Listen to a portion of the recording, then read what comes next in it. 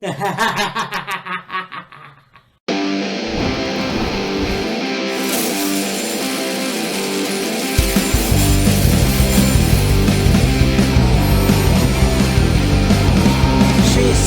she'll take me anywhere, she'll take me anywhere, as long as she stays with me.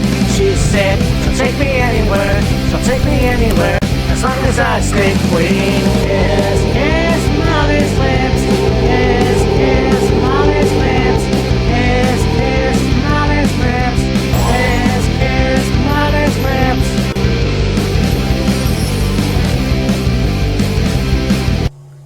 Hey, me Matt here, and just finished watching Smackdown a while ago, and it was interesting. You know, they're going to talk about Night of Champions. They're gonna have King of the Queen in the ring. Yeah, that. And it should be cool. I mean, there's a lot of good matches that are coming up. And so, I think it's another week or so. But anyways, yeah, here we go. Yeah, so we started off, we have John Cena coming out, insulting the crowd and all of that stuff. Same type of thing, in my opinion. Brings out LA Knight, Cody Rhodes. Well, Cody Rhodes first comes out, then LA Knight, then Randy Orton. And yeah, they go back and forth, and it just seems like who knows who's going to be the WWE champion in the future. But anyways, this ends up being the qualifying match, the King of the Ring. So Randy Orton defeated LA Knight, Carmelo Hayes, and Aleister Black. This was a pretty good match too. Like, I mean, I think that Carmelo Hayes will be a future champion at some point. And obviously Aleister Black, he just came back. I'm not quite sure what they're going to do with him at this point. But I think this was cool because you had Randy Orton, you had Aleister and Carmelo. It was the DDT. He was going to drop them with that. On the apron, out comes LA Knight and does a neck breaker, a jumping neck breaker attack, which prompts Randy to drop both Carmelo and Aleister. This was a pretty cool match. That was a pretty cool spot, rather, and yeah. Yeah, Bronson Reed and Braun Breaker came out, and Randy Orton ended up winning. I mean, that wasn't a no disqualification, so that was pretty cool. Oh, yeah. So that was. Now I will say in the beginning of the show, after the showdown, rather, John made it up to the ramp and got attacked by Ron of Truth Killings. Now, what kind of gets me is I don't understand why they're still calling him R-Truth. I mean, he cut his hair. He's back to the guy he once was back in the day. And so, I mean, I feel like the R-Truth thing should be gone. But then again, I'm not sure because Bully Ray pointed it out and just kind of felt like I'm not sure what they're gonna call him. I think Ron the Truth Killings is better, but well, this won't be the first time this happens. So, we had a match with Jake Cargill, who defeated Nia Jax, Michin, and Piper Niven in a 4-way to determine Queen of the Ring qualification match. This match was awesome.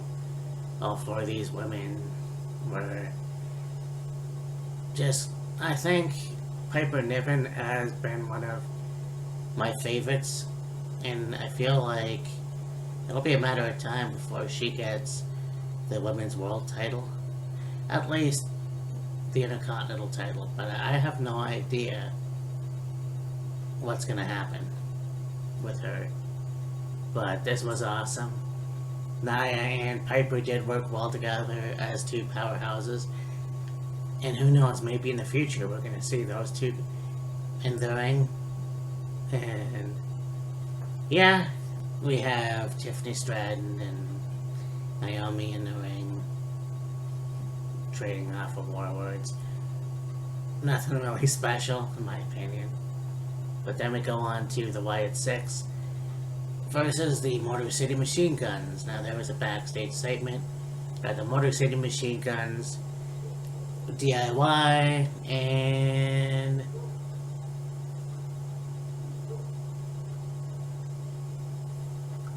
I can't remember the other team.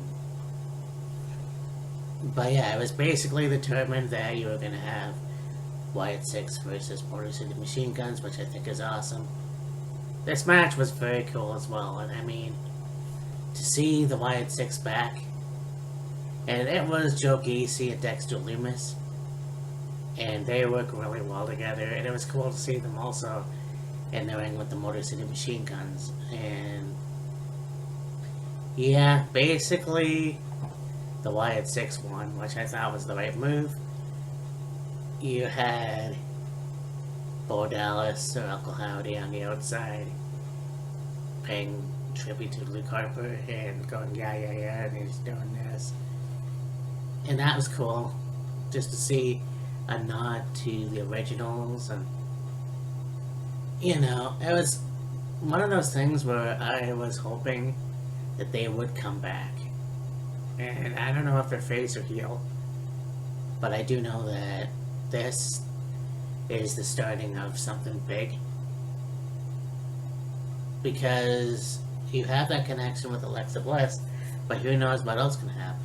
You have another qualifying match.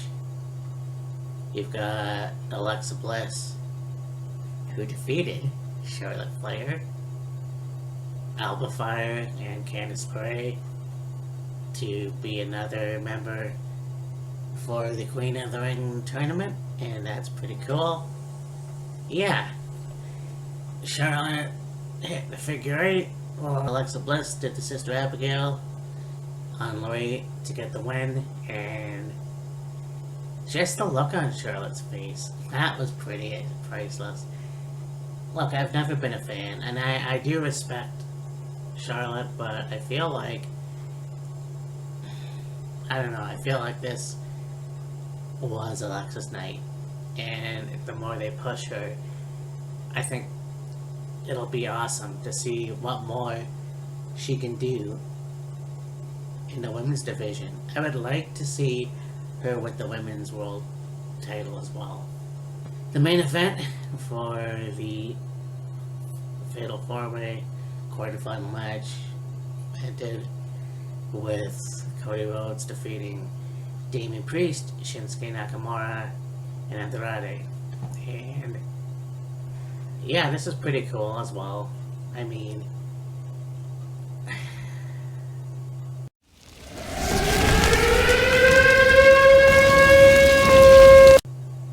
yeah.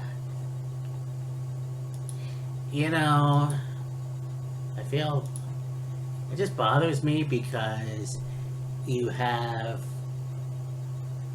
guys like Damian Andrade, which I don't think he'll get the world title, or WWE title for that matter.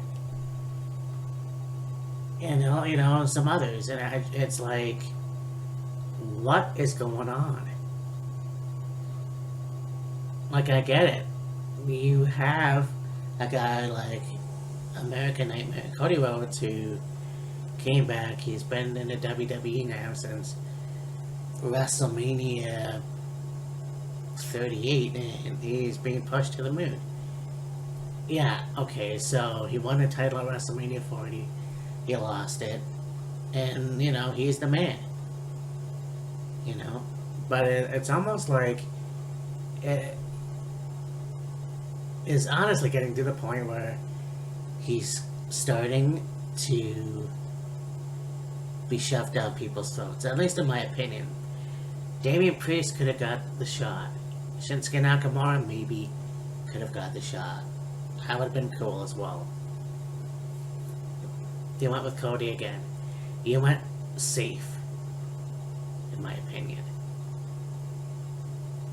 So, it's kind of like, okay, I'm sure there were people my age back in the day that were sick of having Stone Cold Steve Austin always get the win, or The Rock or The Undertaker, or hell, John fucking Cena.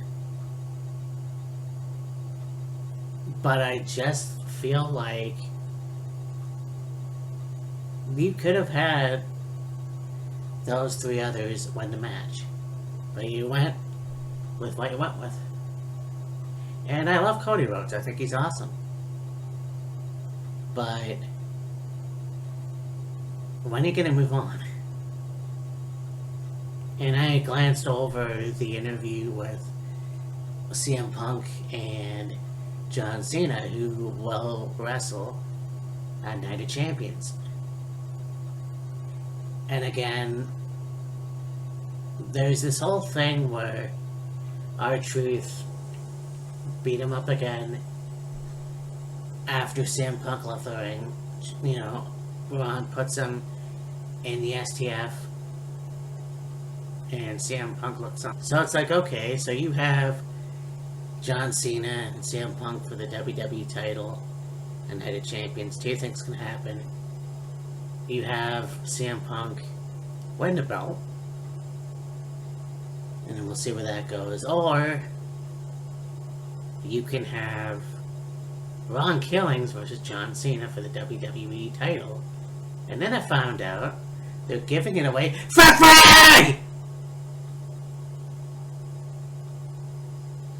Next week on Smackdown, John Cena versus Ron Killings.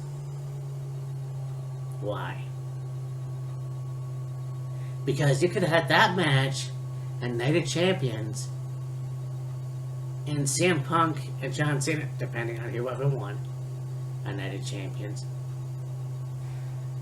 at SummerSlam. But, you know, it is what it is. Again, seeing the Wyatt Sicks was awesome. Alexa Bliss qualifying for the Night of Champions, Queen of the Ring, that's cool. We'll see if she gets it. Just see if she can outlast all those others, and yeah. But, yeah, it was a good show, and we'll see what happens from there. But, anyways, talk to you later. Bye. So you know that them cutting WCW was a long time coming. I